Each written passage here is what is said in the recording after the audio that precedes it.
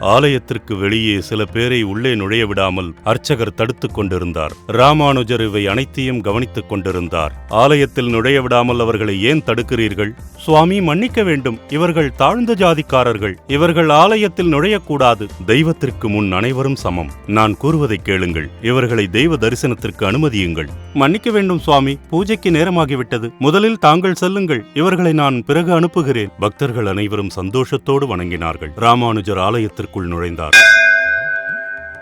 ராமானுஜர் பூஜை செய்து கொண்டே பக்தர்களை நினைத்து தீவிரமாக யோசித்தார். ராமானுஜர் பூஜையை முடித்துக் கொண்டு வெளியே வந்தார். அங்கே பக்தர்களை எதிர்பார்த்து காத்துக் கொண்டிருந்தார். தரையில் பூவும் பழங்களும் இருப்பதை கவனித்தார். பக்தர்கள் ஆலயத்திற்குள் நுழைய முடியாமல் வருத்தத்தோடு வெளியேறியதை கவனித்தார். மிகவும் மனம் வருந்தினார். என் மார்க்கத்திற்கும் என் ஆசைகளுக்கும் மதிப்பளிக்கும் பொழுதுதான் என்னை கௌரவப்படுத்தியதாக நினைப்பேன்.